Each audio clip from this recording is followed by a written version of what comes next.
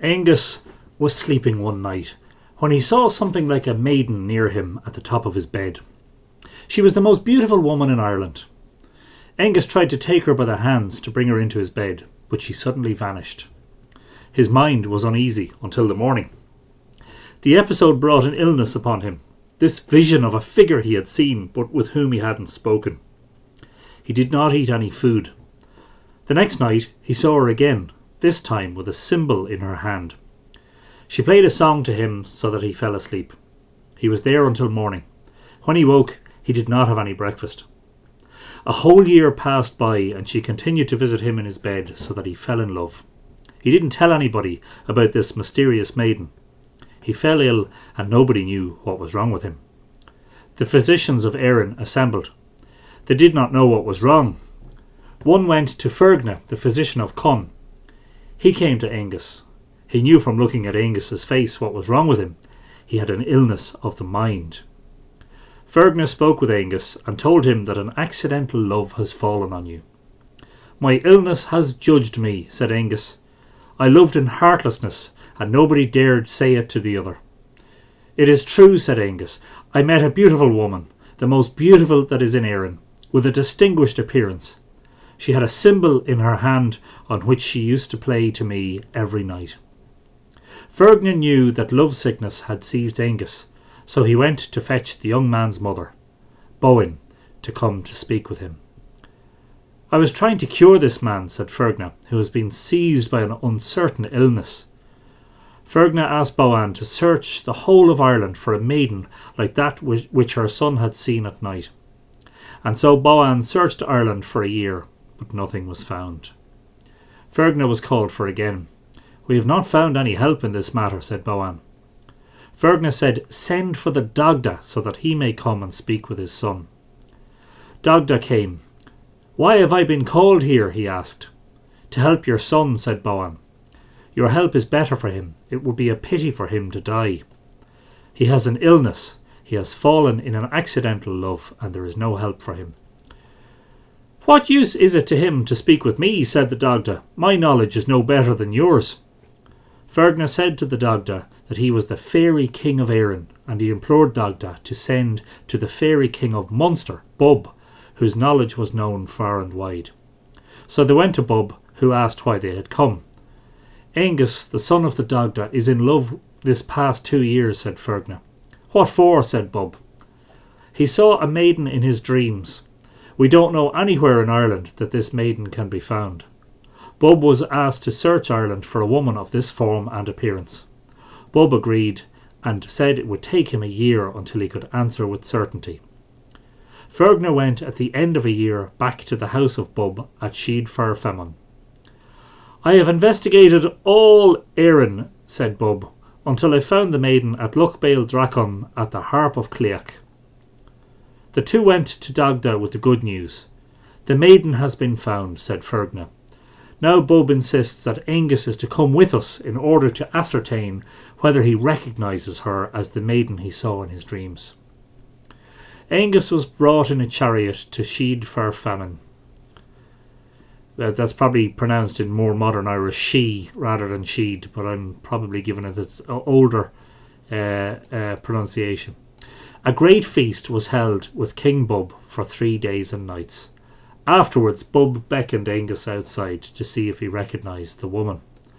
They travelled until they were at the sea, where they saw 150 young women, and the maiden was among them.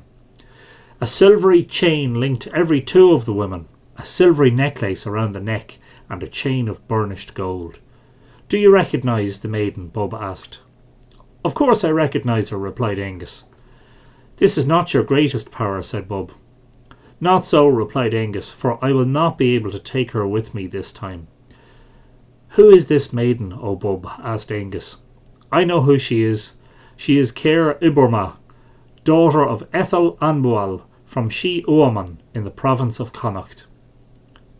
Angus returned with Bub to Brug Macindog, Newgrange, to visit the Dagda and Bowen.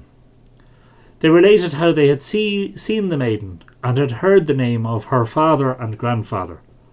Bub suggested to the Dagda that he should go to Ailill and Maeve in their territory in the land of Connacht, where the maiden was located. Dagda travelled with 60 chariots to Connacht. The king and queen welcomed him. They had a feast and drank beer for a whole week. The king asked Dagda what was the reason for his journey. "There is a maiden in your land," said the Dagda, "and my son is in love with her and an illness has seized him. I came to ask if you could give her to my son." "Which woman is she?" asked Ailill. "The daughter of Ethel Anbual. We have no power over her," said Ailill and Maeve, "that we could give her to him." "Let the king be called here," said the Dagda. The steward of Ailill went to Ethel Anbual and told him that he was to go and speak with Ailill and Maeve. "I will not go," he said. "I will not give my daughter to the son of the Dagda." Ethel Anbual's answer was related to Ailill. "He will not come. He knows the reason for which he is called." "Not so," said Ailill. "I will go, and my soldiers will be taken to him."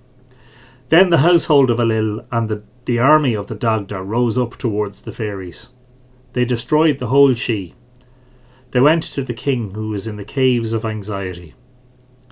Ailill said to Ethel Anbual, "Give your daughter to the son of the Dagda."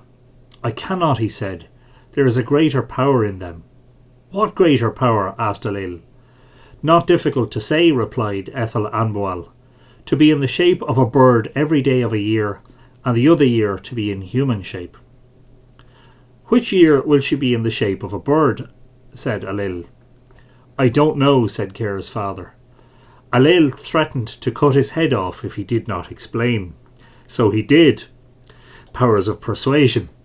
"She will be in the shape of a bird the next summer at Loch Bail Dracon, and beautiful birds will be seen with her, and there will be 150 swans about her." Afterwards, Ailill, Ethel and the Dagda became good friends, and Ethel was set free. The Dagda went to his house and told the news to his son.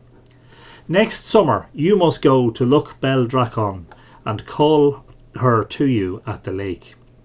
Mac Og went to Loch Bail Dracon when he saw the 150 white birds at the lake with their silvery chains and golden caps about their heads.